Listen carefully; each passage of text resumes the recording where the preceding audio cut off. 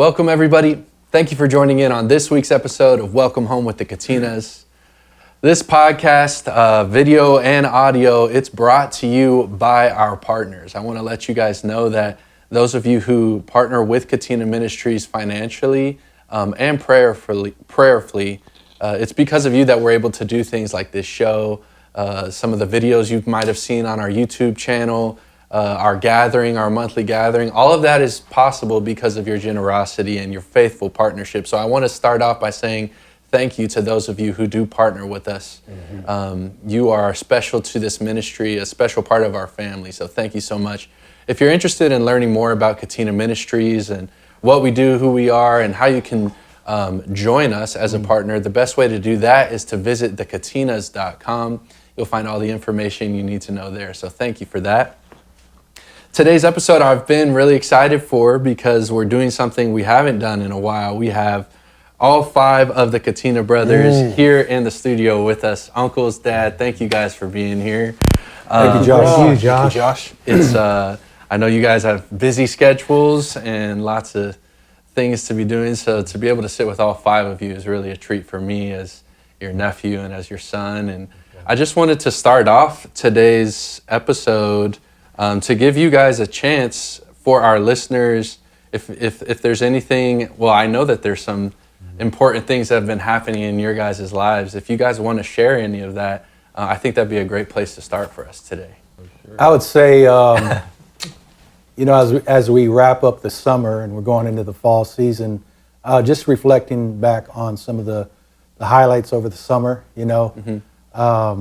got to do some pretty cool shows outside in the heat, in Colorado, Oceanside, and some other places.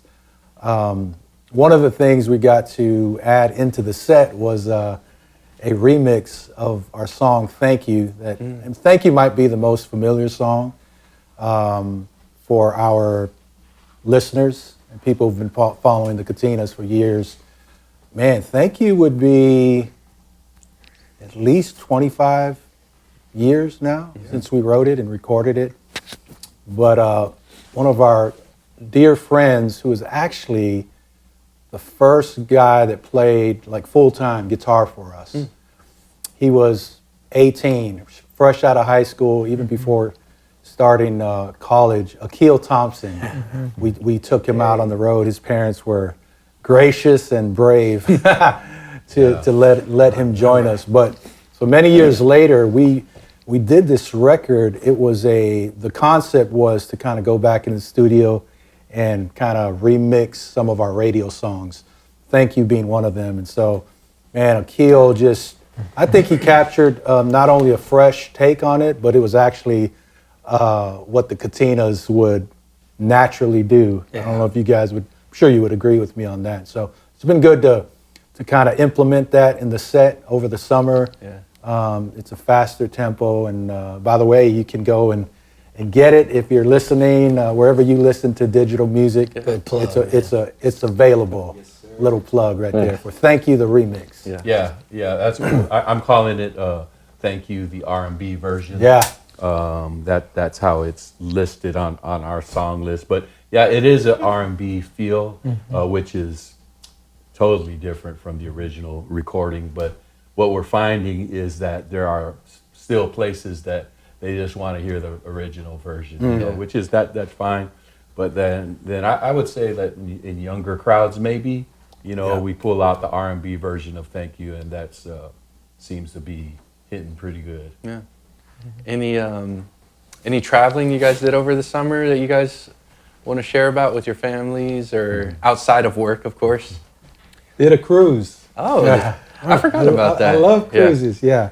I think it was a couple months ago, and for those of you who've not been on a cruise, the thing that I like about it is you don't really have to schedule a whole itinerary because the cruise, it's all inclusive. You've got your meals, and the way these cruises are set up, all the entertainment is there. We did visit some islands, which was great, but I love that kind of vacation because it really is about being with my family, my wife and kids, and so it's like that's what we're doing almost on a yearly basis, you know.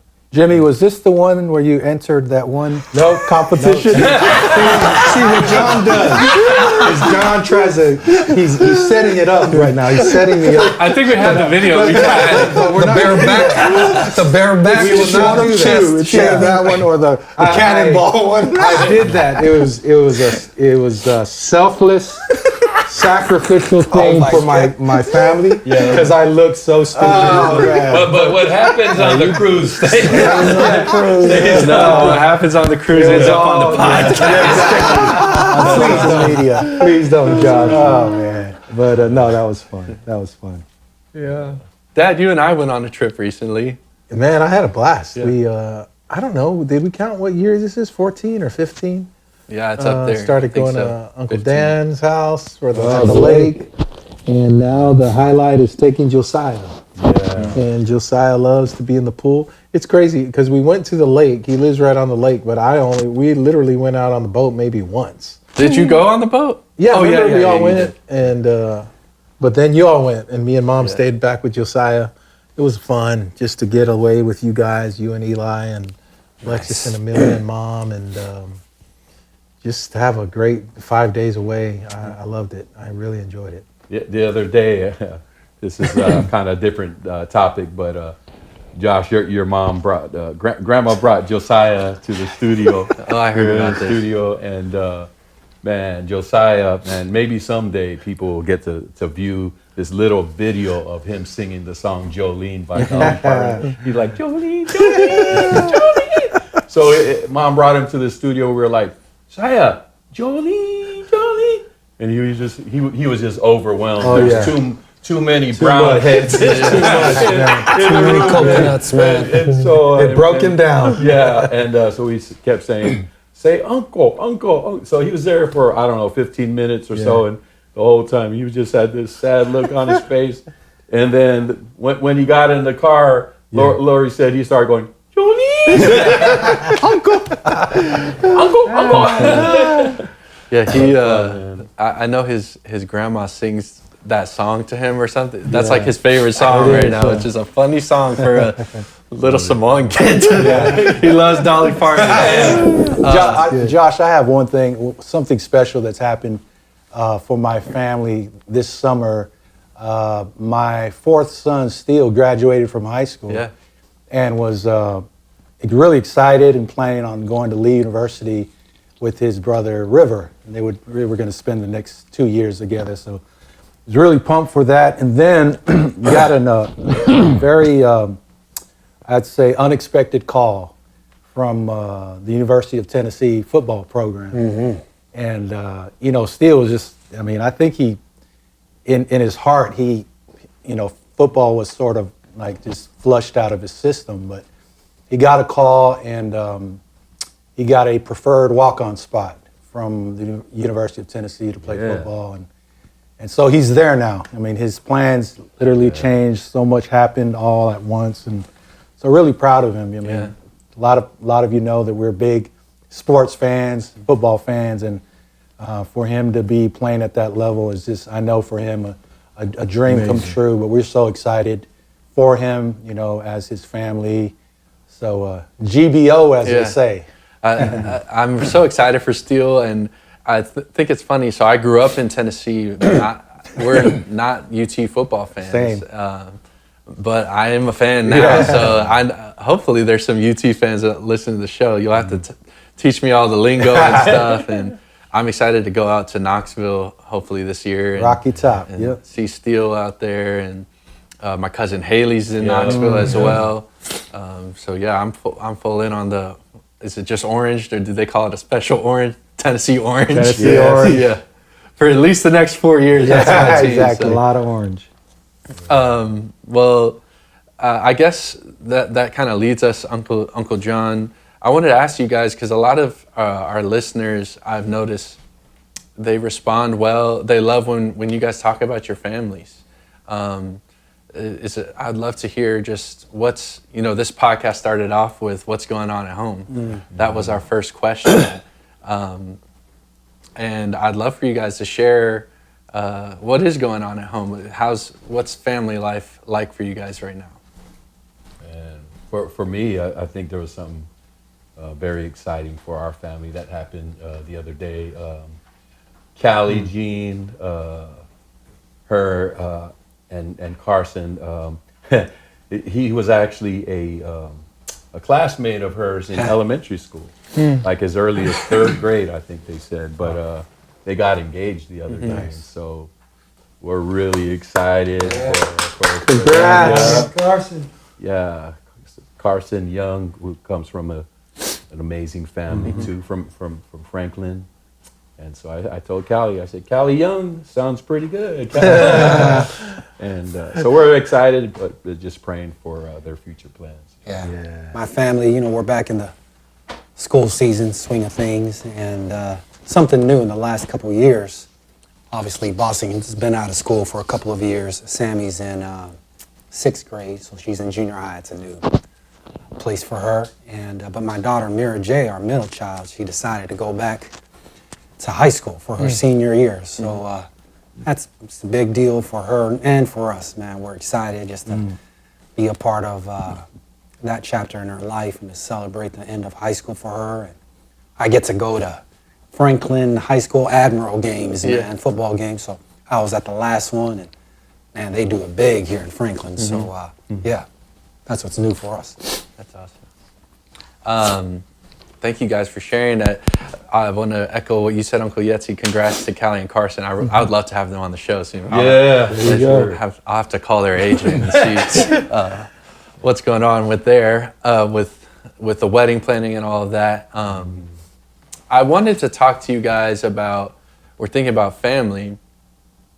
I know you guys are on the cusp of going home to see your family, to see Grandpa Moses, your dad, in Samoa. And I'd love to ask you guys, what are the details of that trip? What's the vision of the trip, and what are you guys dreaming about as you guys approach going back home to Samoa? Yeah, thanks, Josh. Part of growing up in our culture is, and maybe it's for every culture, but for the Samoan culture, it's ingrained in you to never forget where you come from, or your people. And even though it's been 36 years since we lived in Samoa, our people, our land, our homeland is always close to us. The last time we were there was 4 years ago, over 4 years ago. I'm not sure if we've ever not been back to Samoa in 4 years, but with COVID and everything, that just, we were there in 2020 when Grandpa retired from pastoring. So we were there like end of January, beginning of February. When we came back, literally weeks later, maybe a couple weeks, if not less, the island shut down for 18 months. Yep. Yeah. So I wonder too if maybe there's no airplanes going there. Yeah, no airplanes going, only cargo planes, no traveling for obvious reasons. Uncle Dave and Auntie Debbie were literally stuck there. Yep. So I wonder if there's an underlying like, okay, we can't go back because we can't get stuck there. But it's been in our hearts. Samoa is a very religious place, a lot of churches, there's a lot of faith there, and yet sin abounds there. Teenage suicide, the drug abuse, the alcohol abuse, the just incest, all kinds of stuff that goes on, and everywhere it feels like it's not only it goes on there, but it's real taboo. So not a lot of people talk about it. So we're going back to because of Dave, Dave and our brother Dave, Uncle Dave, the relationships that he established actually during the 18 months that he was stuck there, as God always does. He turns situations around for good. So him and Auntie Debbie have a ministry that they call Champions, and we have access to the high schools there to go And, our people in Samoa are very open to the things of God, and that's a good thing. And so we're just going to go, and we're not bringing any new message. We're just reminding people that God loves them. God still has a plan for our young people especially.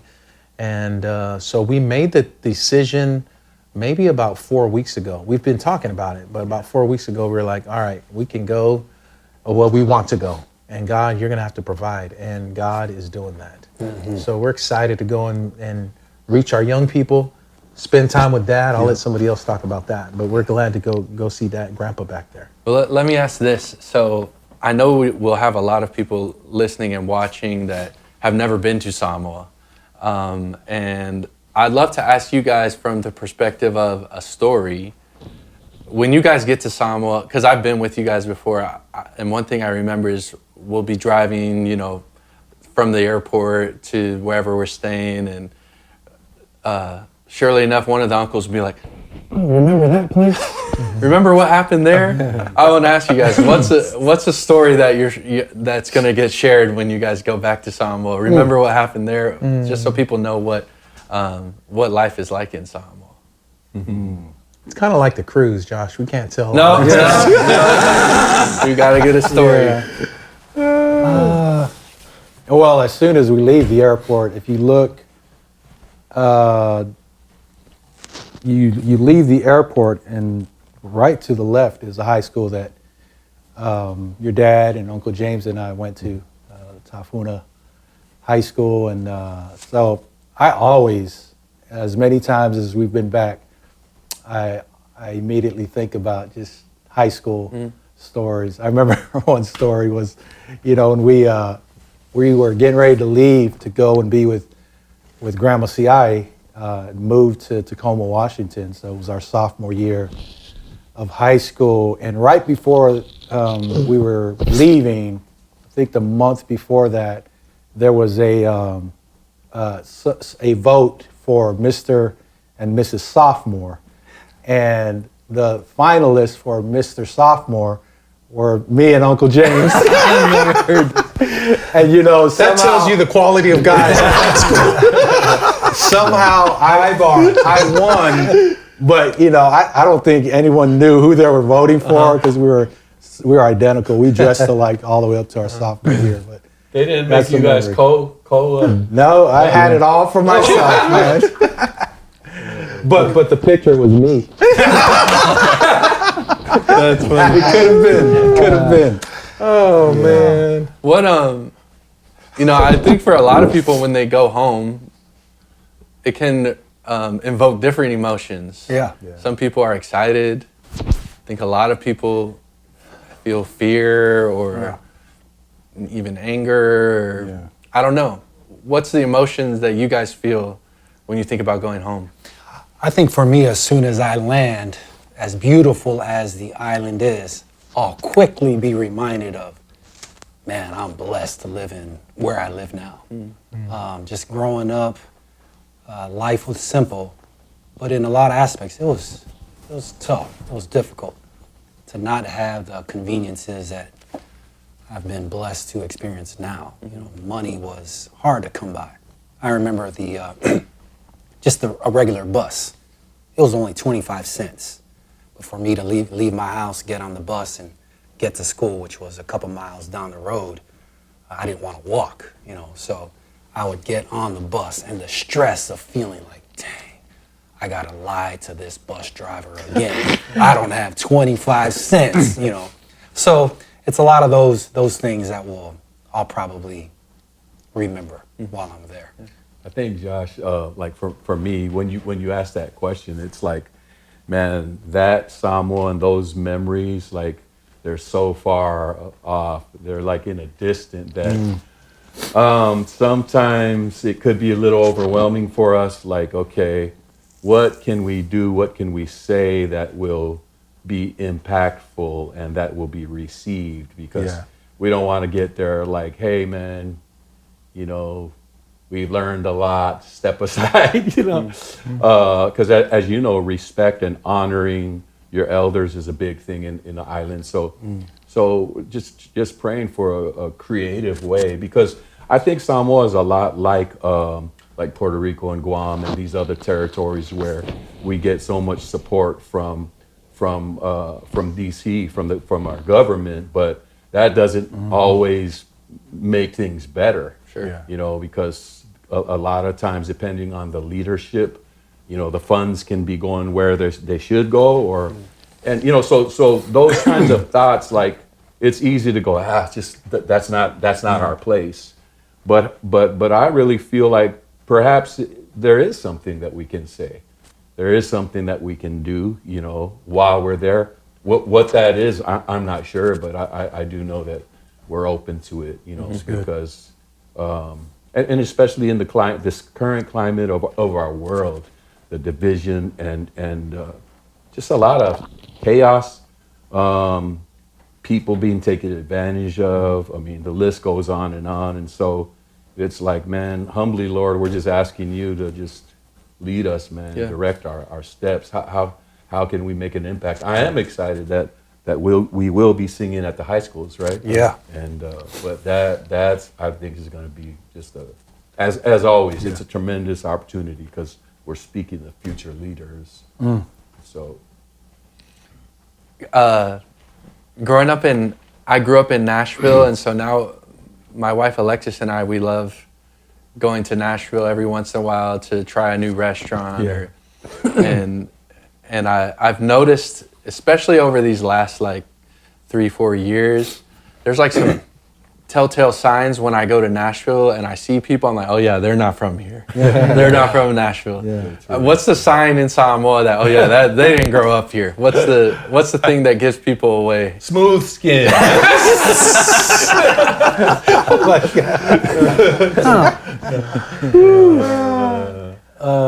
Man, again, this could sound judgmental, but I feel like in Samoa, if you're a young person and you're loud, you didn't grow up in Samoa. Yeah.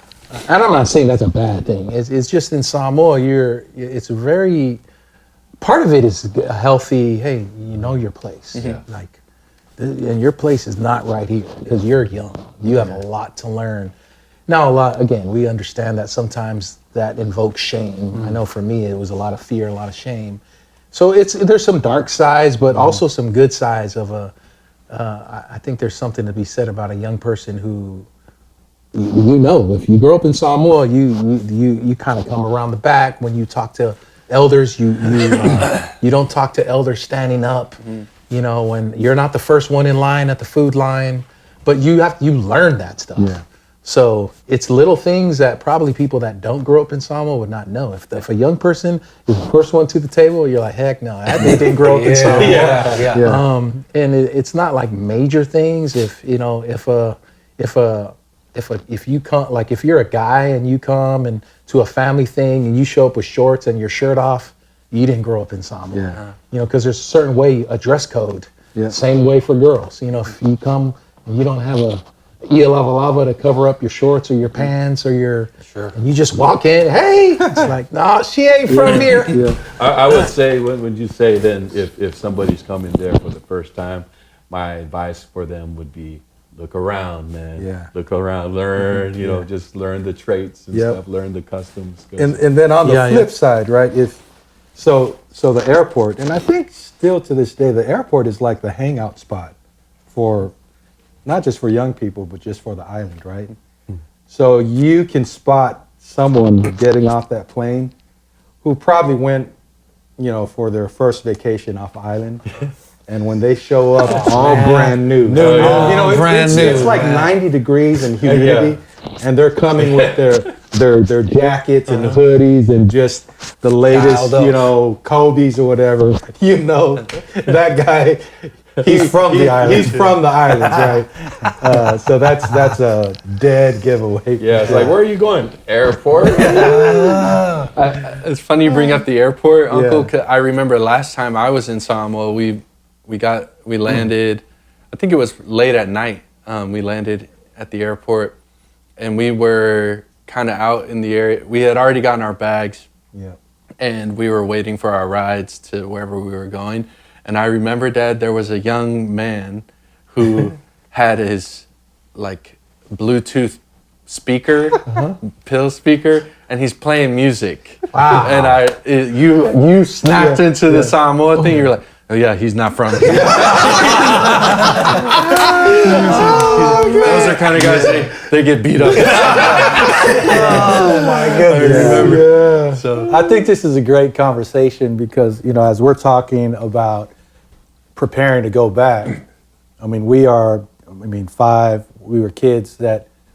Even though we weren't born there, most of our childhood was there. So I would say that there's an element that we grew up there, right? And we've been removed from the islands, but yet a lot of what we know and what we remember is still ingrained in us. Yeah. So I don't think there's a challenge to kind of integrate and to get back in there, but because several things, we're the age that we are. And I feel like God's given us a platform. I think there's a heaviness, there's a burden that we carry of how to, we're going back and we know how to kind of mesh back in there. But what can we leave that will be impactful? That's been our prayer as, we're heading back in about 6 weeks. So we're heavy. We feel this burden because we know that there's a certain way to be. But it's not always, it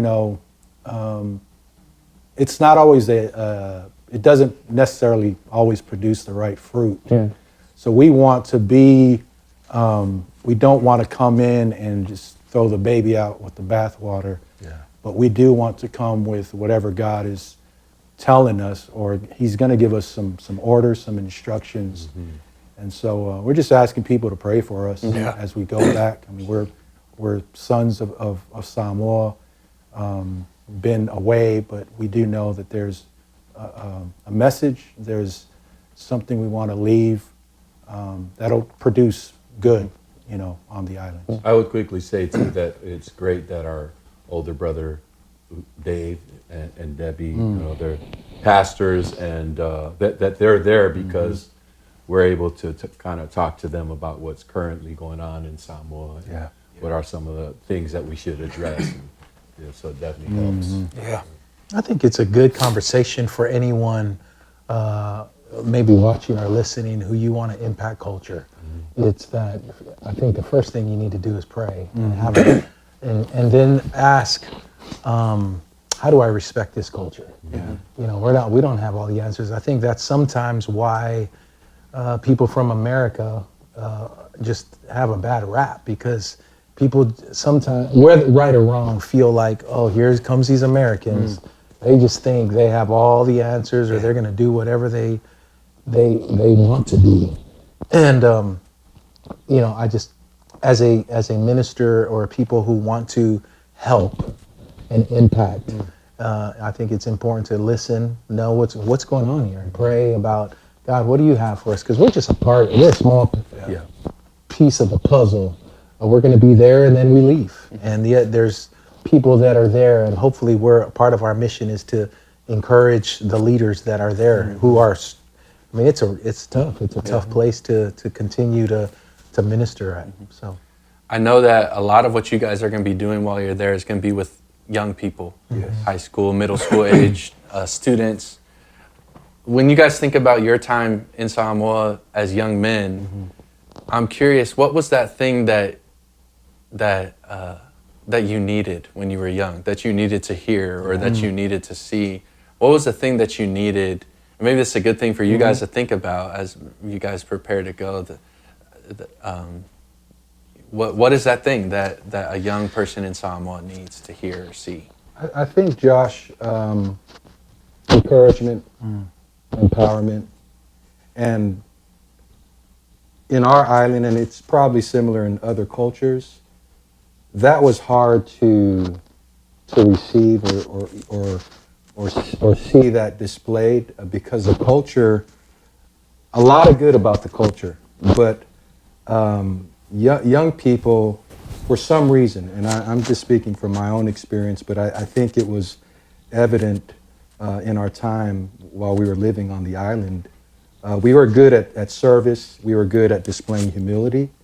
But to be empowered and to receive encouragement to say, hey, go after your goals or your dreams or your aspirations. Not that it was absent, but it was hard to find. I think that young people in Samoa are just like any young person. We don't have a sense of direction just yet, but encouragement really helps that process. Empowerment helps that process. And so I love what John said. You know, we're going back now as fathers, as granddads, and hopefully we could provide that. We could be advocates for raising up leaders, identifying where these young people are at. Because clearly, you know, part of the mission is to bring the message of Jesus, which is hope and love. Clearly, you know, because there's a need there.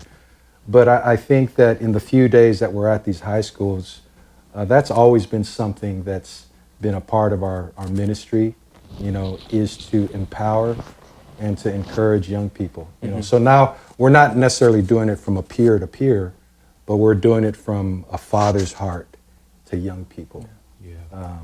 So that's one of the goals. I love that. There's some studies, psychological studies, that show that a lot of times when the way people develop as adults is they become the person that the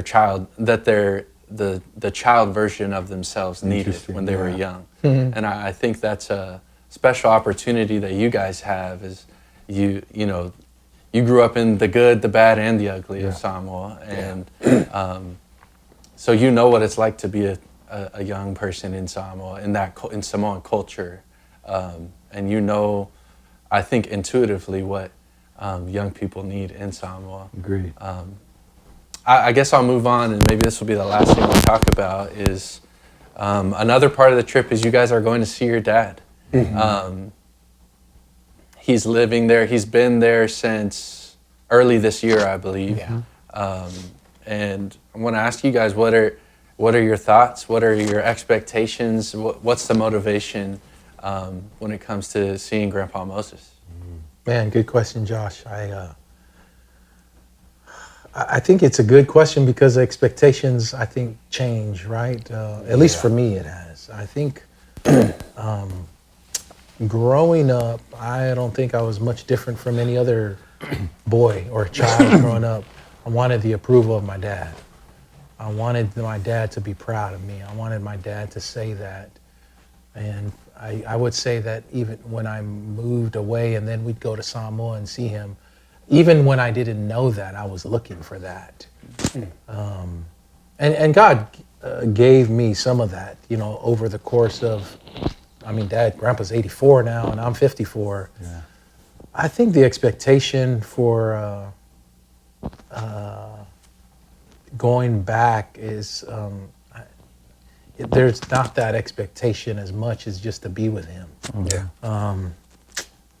I think part of learning the journey of life is hopefully for me, and I've been reading a lot about expectations. I think I just read a reading about this morning, is a healthy person. I'm going to butcher this, but it's like my expectations become lower of other people. Like I don't look for what I used to from people, because I realize, man, the only thing, people are going to be people as I am, and I can't fill everyone's expectations for me. So accepting that is part of healing, and I think Grandpa did his best.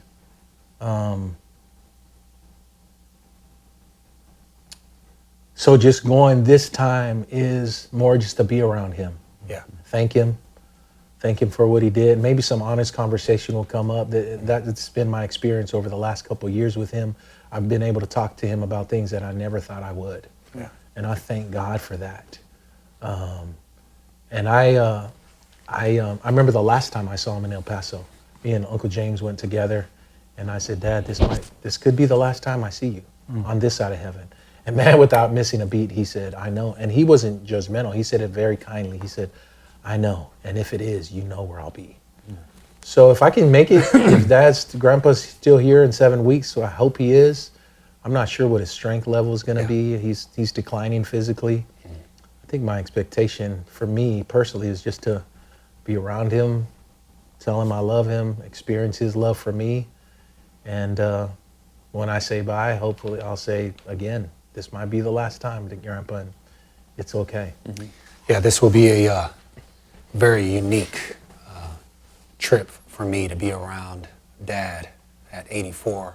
We all had our one-on-one moments with him in the past couple of years, and John and I were with him in El Paso. And you know, when you hear stories of people having final moments with their loved ones, you know, and some people are grateful for the time, some people have regrets. Man, I never got to say, you know, all of these things. I feel like, I know I've had that moment with Dad.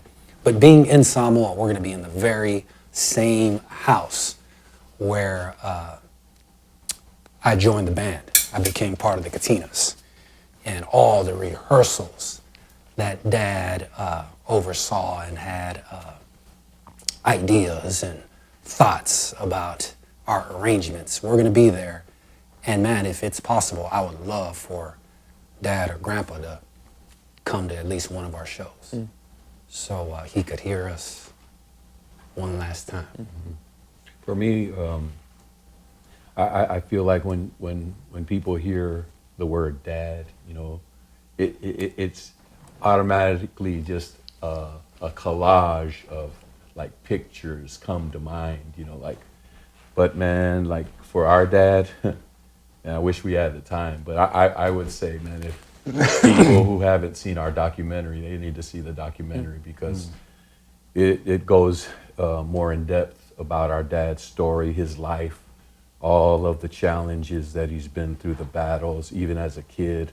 He's adopted, went through so much abandonment, and but yet, you know, he had all these kids, and then he's pastoring a church. He's trying to juggle everything, but like Jesse was saying, man, I remember the hours, man, of when he taught me these chords on the piano, and then he would just sit there whether we were rehearsing inside the house or in the patio. He would just be there and he'd go, okay, sing that second verse again, you know. And when I just think about the hours and all of the time that he put in, we are reaping the benefits of that today. And I think that I could say that it will be our last opportunity, you know, to just have some time with him. So I think that if there's just one thing that I could say to him, it's just thank you, Dad. Love it. Thanks for being a great dad. And not, you know, just being dads ourselves, and granddads ourselves. I think we're able to put ourselves more in Dad's shoes and go, okay, what is going to be said of us? You know, I just hope that that's what stands out in our families is just, you know, that the good, the effort that we put into this thing. So I'm excited, and he might want to get up and do a song with us. Let's go. I hope he does. Yeah, that'd be great. Well, thank you guys. I really enjoy having all five of you here.